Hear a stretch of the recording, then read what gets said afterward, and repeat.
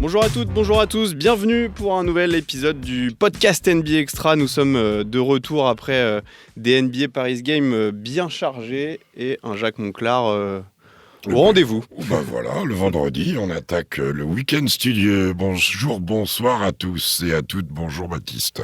Bonjour, et on y va, on perd pas de temps parce qu'il y a de l'actu, oui. Avec notamment du coup cette liste des remplaçants pour le All-Star Game qui a été révélée cette nuit, le All-Star Game qui aura lieu le 16 février à San Francisco. Vous y serez, Jacques, pour beIN Sport, ce sera en direct. Je vais redonner juste la liste donc des remplaçants. À l'Est, Jaylen Brown, Pascal Siakam, Darius Garland, Cade Cunningham, Evan Mobley, Damian Lillard et Tyler Herro. Et puis à l'Ouest, Anthony Edwards, James Harden, Jaren Jackson Jr., Alperen Sengun, Anthony Davis, Jalen Williams et Victor Wembanyama qui décroche sa première étoile dès sa saison sophomore. On peut peut-être commencer par lui quand même, bravo, le beau Cocorico. Oui, enfin Cocorico, bravo Victor, bravo pour la trajectoire au bout de 110 matchs, ce qu'on pouvait attendre. Il est bien surpris pour le Rising Star avec les joueurs de son âge, avec Bilal Koulibaly dans les deuxièmes années d'ailleurs, et il va participer il est dans les 20, enfin pas le match, puisqu'il va y en avoir plusieurs, mais il est dans les 24 joueurs désignés qui sont labellisés All-Star sans remplacement.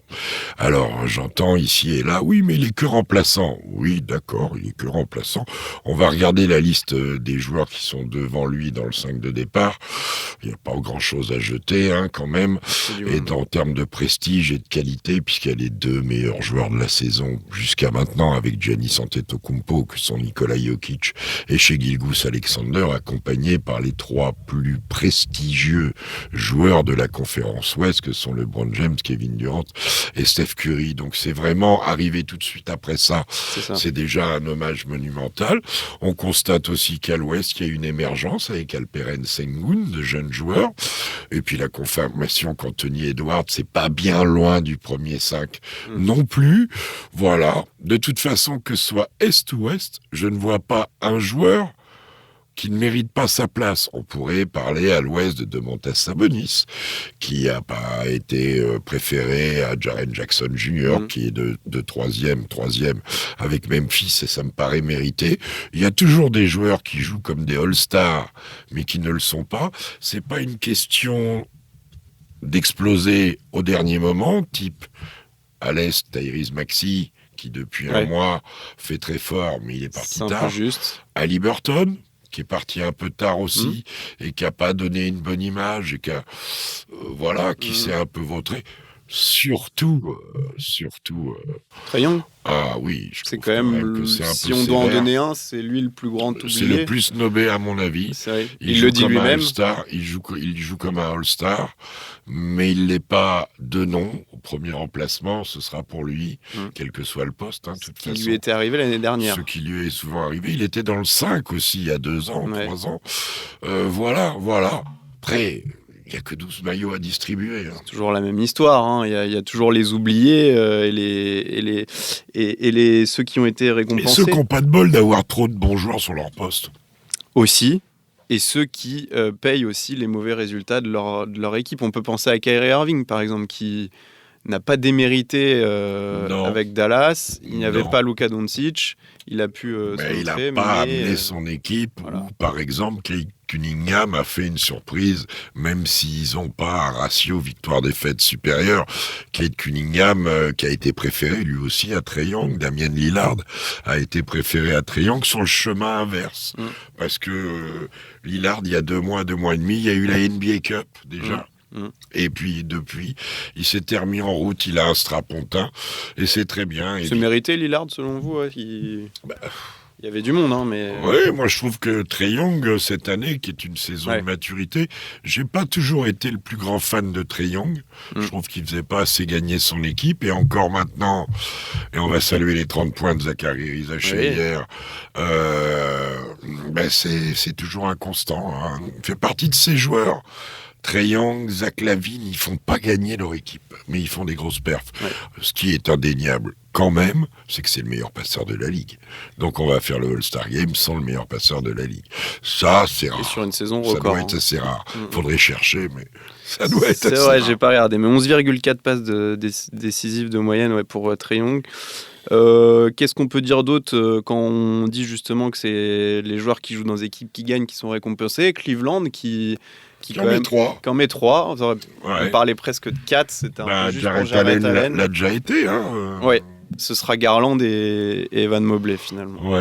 Avec Mitchell. Oui. Garland qui fait un gros passage de saison. Il n'y a pas de scandale. Non. Il n'y a pas de scandale. Voilà. Jalen Brown, c'est aussi pour récompenser Boston. Il n'est pas sur une. Pas Boston. Jalen Brown, on parle du MVP des finales. Oui. Bon. Mais sur cette saison, c'est pas là où il est le plus impressionnant. Boston est deuxième.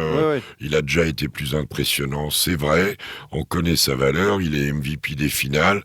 Il y a une intensité, un charisme que nous, on maîtrise peut-être pas autant que le font les coachs NBA qui savent ce qu'ils font, que la performance d'un Ken Cunningham, elle a été valorisée par tout ça, que les blessures de Orlando font que ils font partie des nombreuses équipes qui ont personne. Que les 2 Knicks starters, en ce moment, c'est justifié parce qu'ils tournent plein badin, mais depuis le début de saison, il y avait à boire et à manger pour qu'ils soient starters. Voilà, le petit Maxi est formidable depuis un mois, et lui aussi, il reste à la porte. Il l'avait été l'année dernière. Bon, vous me voyez venir, on va être obligé d'en parler. Vous m'en avez même parlé en off. Non, mais c'est vous tous, là. Vous croyez que j'aime pas la Melo Ball. La Melo Ball est un bon joueur. C'est ça dont tu voulais me parler. Évidemment. La Melo Ball est un bon joueur. Je me suis permis de dire que je trouvais ridicule les votes. Le vote des fans. Ok. Il était arrivé J'ai entendu, même dans notre émission, oui, c'est un show, il est indispensable dans un show. Mais vous plaisantez, si vous voulez voir un show, vous allez voir les Harlem Globetrotters contre les Washington Wizards. Ah non, pardon, Generals. C'est un peu les mêmes en ce moment. Non, mais... La Mélo doit, et il est déjà All-Star, puisque contrairement à ce que tu m'avais dit avec Rémi, avec Xavier sur Lonzo, il a fait le All-Star de Cleveland, où il avait remplacé Kevin Durant, pour être précis, et il avait bien le numéro 2 à l'époque. Comme quoi. Voilà, hein, bon, comme quoi, vous étiez bien d'accord pour me dire non, mais... On était, non mais... Donc rien à dire, la Melo Ball, ça doit lui dire, il doit se dire dans sa tête... Ok, j'ai un jeu qui plaît au public. Maintenant, qu'est-ce que je dois faire pour faire gagner mon équipe? Qu'est-ce que je dois faire pour être plus constant, cohérent, pour mieux défendre? Pour pas faire des 7 sur 26 et pour faire les fins de match, pas être sous la menace des fautes parce que les équipes adverses me ciblent. C'est un excellent joueur, la Melo Ball. Et j'ai beaucoup aussi de respect pour Lonzo qui a fait une carrière compliquée avec les blessures et qui là arrive à rejouer après avoir traversé l'enfer. Donc j'ai rien contre eux. C'est juste le basket et le jeu. Alors oui, je souris quand je vois ce qui s'est passé par les coachs. Oui, ça, je souris. Il y a peut-être finalement une logique qui est. Il y a une logique, c'était pas sûr. Il y a surtout beaucoup de monde à l'Est. Parce qu'on voit qu'on laisse sur le bord de la route Ali Burton, Maxi et bien sûr Trae Young. Donc, avec la Melo Ball, ça en fait 4. Et les 3-4 qui sont devant. Ils n'ont rien volé. Alors si on pourrait discuter de Lillard. Mais depuis un moment, ils sont en route. Milwaukee est 4e.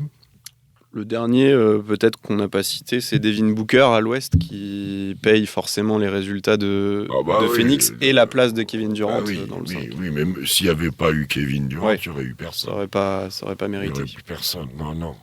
Il y a une histoire de prestige aussi, de respect, de charisme, d'image du All-Star. Je veux dire, quand James Harden n'a pas été sélectionné, ça avait... D'ailleurs, on va saluer le retour de James Harden. Il est là. Et ça fait plaisir pour lui, parce qu'il le mérite cette année. Voilà. On en avait parlé. Même si il s'est perdu à un moment, le système c'est moi, gna. Là, en ce moment, il fait tourner le système. Et c'est très, très bien comme ça. Puis vous l'avez évoqué, quand même, Sengun, Jalen Williams, c'est rajeunissant à l'Ouest. C'était difficile de ne pas donner 2 joueurs à OKC, et Jalen Williams, c'était pour moi une évidence, parce que quand il n'y a pas Holmgren et Hartenstein, il joue 5. Il n'y avait pas non plus Kenrich Williams. Il joue 5, il joue 4, il joue 3 naturellement, 3-4, peut jouer 2. Et il lui est arrivé de monter le ballon parfois. Donc il est multitâche, il est dans le... S'il y a bien un mec qui a le rôle du lieutenant dans une équipe, c'est lui. Ouais. Et Shed MVP dans une équipe, c'est aussi... Bah oui, en ce moment, il c'est en un a autre débat. Même si il en a collé 52 dans une défaite, et ça, c'est jamais agréable. On aurait pu aussi citer D'Aaron Fox. Parti trop loin. Voilà. C'est le principe de Maxi, c'est le principe d'Ali Burton, parti trop loin. Ouais. Il a fallu le changement de coach. Sabonis. Je pense que Sabonis était devant lui pour être All-Star. Oui.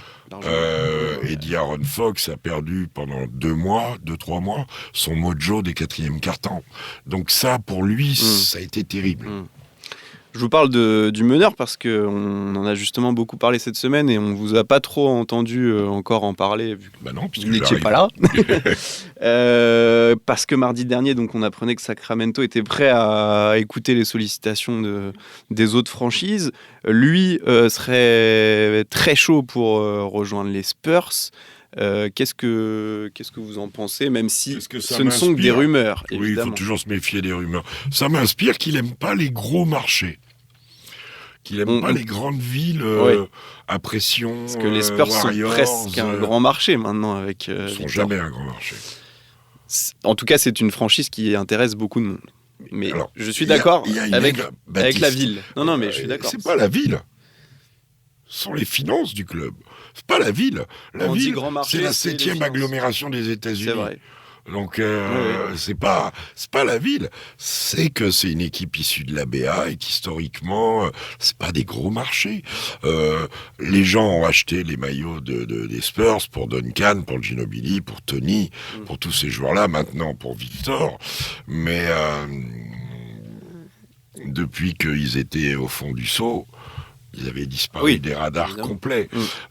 Simplement accompagner la carrière de Victor en plus, c'est un bonheur pour un joueur comme ça. Il a peut-être des affinités, une recherche de confort de vie, parce que on n'a qu'à voir le nombre de joueurs qui sont revenus vivre à San Antonio, c'est qu'il fait bon y vivre. Oui. Voilà, on verra. Souvent, quand on a une destination préférée, on n'y va pas. Après, quand NBA, on n'a pas le choix. Et puis, c'est quand même renforcer une équipe de l'Ouest. C'est vrai. C'est pas l'envoyer à l'Est, c'est plus confort quand même pour les équipes qui ont un joueur aussi emblématique que les D'Aaron Fox, aussi fort aussi, parce qu'il a fait des trucs fabuleux quand même l'année où ils finissent de 3e. Oui. Et même l'année dernière, encore beaucoup de choses. T'as quand même pas intérêt à le retrouver sur ta route trop souvent, quoi. Donc, voilà, après, ça dépend aussi. Il se ferait dire que les Kings pourraient être intéressés par Stephen Castle en échange. Oui. Est-ce que ce serait la bonne monnaie d'échange, justement ? Est-ce que Stephen Castle est déjà un meneur ? J'en suis pas sûr. C'est plus un deuxième arrière qui deviendra un meneur. Maintenant, s'il se projette sur un projet de 2-3 ans, pourquoi pas ? À l'heure actuelle, moi, à leur place, je prendrais plutôt 2 joueurs et des tours de draft. Des gars comme Keldon Johnson, voire comme Sohan, même si Sohan, il a un lien particulier avec Victor et que parfois ça compte. Pas souvent, Pas souvent. Devin Vassell ? Je pense qu'il fait partie du noyau dur. Ce serait dur de s'en séparer. Après, ils peuvent donner un grand gabarit comme Zach Collins pour backup. Autre chose. Non, mais je parle déjà de Keldon Johnson au départ. Ah oui, avec Keldon Johnson. En plus. Ok. Ou Trey Jones, peut-être, on parle aussi de peut-être Trey Jones aussi, effectivement, c'est plus naturel. Ou alors, il va y avoir une 3e équipe. Parce qu'il y a des équipes qui ont besoin de big men, et il y a des équipes qui ont besoin de meneurs. Donc, on verra. Mais il faut se méfier des rumeurs, il faut se méfier de tout ça. Surtout que j'allais rajouter que c'est pas trop dans l'ADN, justement, des Spurs de changer leur équipe comme ça à la trade deadline. Pas du tout. D'Aaron Fox est encore sous contrat. Il n'y a rien qui presse, finalement, aussi. Non, si ce n'est que les Kings Ça presse peut-être un peu plus. Oui. Peut-être un peu plus, oui. Après, les Spurs, quand on voit le match de Chris Paul le premier jour ici, 2 jours après, c'est pas le même joueur. Le petit Trey Jones, il est excellent le premier jour. Derrière, il n'y a plus personne. Quant à Stephen Castle, il a été très gourmand le premier jour avant de mettre 2-3 paniers à la fin. Il a bien défendu, mais il est pas encore fait, quoi. Hein. C'est pas un gamin c'est pas Tony Parker quand on lui a donné l'équipe en 2001, à l'automne 2001. Voilà. Et juste l'association, donc si on imagine que les deux jouent ensemble, pour vous, ça peut aller ensemble, c'est un vrai danger. Un vrai danger derrière. Maintenant, c'est pas le passeur le plus en volume le plus important de la ligue. Maintenant, il va jouer en pick and roll. Non, mais bien sûr, il sait tout faire. Et en plus, il va écarter le jeu parce que on le laisse pas à Lascar comme ça. Il a pas, comme dit Ron Fox, il a pas de distance pour shooter. Et puis Victor, elle prend aussi beaucoup de place. Disons que s'ils avaient 2 joueurs comme ça simplifierait quand même grandement le boulot d'un Vassell, d'un joueur comme ça. Il me semble que les Spurs ont aussi besoin de gabarit, hein, quand même. J'aimerais bien qu'il y ait un mec comme aussi vaillant que Sohan, mais qui fasse 10 cm de plus. Pourquoi pas Gershon Yabusele, tiens. On Oui, en parle. Ça, on va en parler. On va en parler, je voulais vous en parler. Avec Gershon, tout le monde y sera après. Hein. À commencer par l'équipe où il joue, s'ils sont pas trop cons. Les Sixers vont essayer de le garder. Là, on parle de cette saison. Parce qu'il va y avoir deux temps dans cette histoire avec Gershon. Là, le mercato, là, mais est-ce que... Donc, juste pour rappeler aux gens, il intéresse des contenders. Moi, je serais très surpris qu'il soit mis dans un trade maintenant. Que les Sixers aient intérêt à l'enlever. Ils vont en tirer quelque chose alors qu'ils vont le perdre en fin d'année. Sauf s'ils mettent des sous. Je sais pas l'état des tours de draft des Spurs. L'idée des Sixers, ce serait juste, en sachant qu'il va demander beaucoup plus cet été, de s'en débarrasser maintenant pour récupérer justement des tours de draft. La bonne idée, ce serait de le signer parce que si à la fin de l'année, ils n'ont pas Embiid et toujours pas, il paraît qu'Embiid va revenir. Et toujours pas comment ça s'appelle Drummond. On est bien gentil, mais... Ouais. Moi, je suis il faut du monde dedans. Gershon, il leur tient à la maison. Hein. Bah, bien sûr. Ils font bien ce qu'ils veulent. De toute façon, il ferait bien de faire leur nouveau process autour de Maxi et mettre déjà un mec comme Gershon dans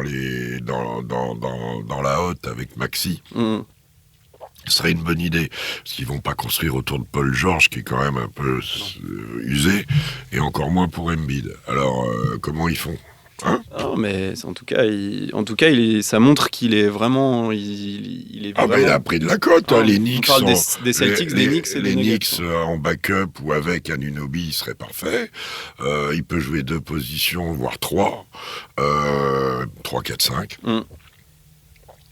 Les Lakers jettent un œil dessus, tout le monde. Il interpelle.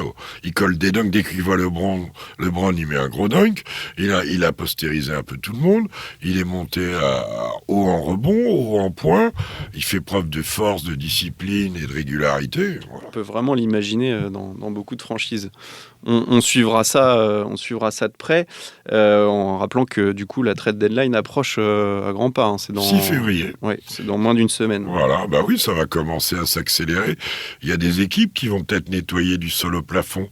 Quand on voit le retour je sais pas, ça peut changer, bouleverser le classement peut-être un peu. Ouais. Vers la on 10e attend place. Toujours aussi. Vers les play-ins, ça peut bouleverser le classement. Ah oui, clairement. On attend toujours. Il y a l'équipe aussi. qui a beaucoup parlé.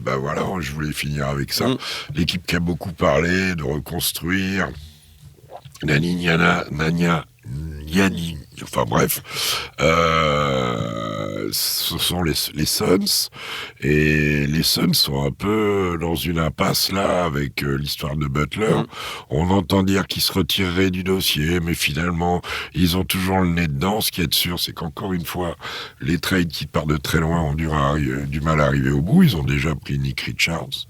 Il y a des équipes qui sont des bateaux ivres. Moi, je sais pas comment Washington va finir la saison, mais c'est douloureux ce qui se passe à Washington en ce moment. Et nous, on a 2 gamins là-bas, Alex Sarr et Bilal Koulibaly. Les pauvres, on va féliciter Alex aussi pour sa sélection, lui aussi, comme Bilal au All-Star Game. Mais ça doit être très dur, le coach doit devenir fou. Je regarde faire Kuzma qui met un dunk ici ou là. Ça fait plaisir pour les highlights. Et Jordan Poole qui met ses points en faisant 5 sur 14 très régulièrement. Ok. Ouais, c'est sûr que on aurait pu croire avec Brogdon, avec Kispert, avec...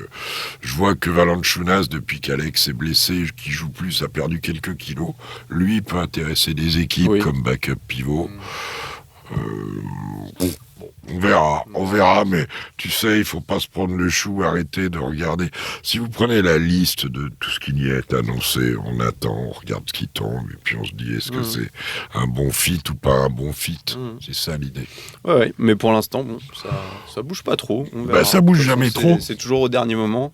Yes. Donc, on suivra ça. Est-ce qu'on a le temps justement, en parlant de temps, de ce que Adam Silver... les 4x10. Je voulais vous entendre parler de ça. Ouais. Alors, il dit... Ça paraît un peu utopique, mais... Oui, pareil, il a jeté un pavé dans la mare, il a parlé de son goût personnel. Et je peux le comprendre, parce que 4x10, c'est un goût personnel. Il a parlé aussi de l'histoire qui serait à refaire par rapport aux stats, et les ricains tiennent trop à ça. Moi, je rêve d'avoir des règles universelles, que ça soit en dimension de terrain, en règle de défense, en ligne à 3 points, en forme de la raquette, en espacement, ceci, cela. C'est pas le 4x12 qui me fait le plus peur. Oui. Là encore, 4x12 sur 82 matchs de saison régulière, ça fait partie du filtre pour les playoffs, et après ce 4x12 en playoffs pour gagner 16 matchs pour être champion, parce que c'est ce qu'il faut gagner, ça fait partie du filtre. Et il y a des statistiques depuis 1946 qui sont là-dessus. Je vois mal les ricains sacrifier ça. Je vous le dis. Alors maintenant, moi aussi, naturellement, j'aime le 4x10. Le 4x12 me gêne pas. Ils ont qu'à réduire le nombre de temps morts. Il y en a peut-être trop. Oui. Mais les temps morts, c'est de la pub. Ça paraît compliqué. Ils ont essayé un petit peu quand c'est des blowouts ou des choses comme ça. Il ferait bien aussi de réfléchir aussi à ne pas agrandir à Las Vegas et Seattle à ce moment-là, s'ils veulent moins de matchs. C'est parce ça. que il y a un le peu 4x10 serait un choc culturel. Je serais surpris. Maintenant, ils font pour les records, ça me paraît pour l'histoire, pour les documents. Voilà. Après avoir, il y a aussi le nombre de matchs. On en revient toujours à ça. Il a bien parlé de ses goûts personnels. Ça reste le commissionneur, donc forcément... c'est pas... On n'est pas en Corée du Nord, là. C'est pas lui qui décide. C'est vrai. Il réunit le board où il y a tous les propriétaires, qui sont bien souvent conseillés par les coachs, ou les GM. Il y a des réunions de coachs, il y a un respect. Là où il a raison, moi je lui donne 1000 fois raison, c'est quand il dit on est la seule ligue à jouer sur ce format. C'est vrai, la NCAA joue sur 2x20. La FIBA, l'Euroleague jusqu'à 4x10, la FIBA basket, équipe nationale sur 4x10, les jeux sur 4x10 qui sont la seule compétition. Il a donné cet exemple-là. Ils sont les seuls. Écoute, c'est bien qu'ils en soient conscients. Je trouve qu'Adam Silver est quelqu'un de remarquablement ouvert à plein de choses. Est-ce qu'il se passe en dehors des États-Unis ? Oui. Il vaut peut-être mieux d'ailleurs. Non, mais chez les Américains, c'est souvent rare. Après, oui, il est ouvert comme l'était un Greg Popovich, comme il y a des gens qui sont ouverts. Et puis l'impact du nombre invraisemblable de joueurs internationaux qui sont là, je crois que c'est 115 ou 120. C'est énorme. On suivra ça, en tout cas, c'est un serpent de mer en NBA. À lundi, à tous. Bon lundi. Week-end. Et puis sur Bein, avec NBA Extra et le SNL dimanche. À bientôt. Salut. À bientôt. Ciao, ciao.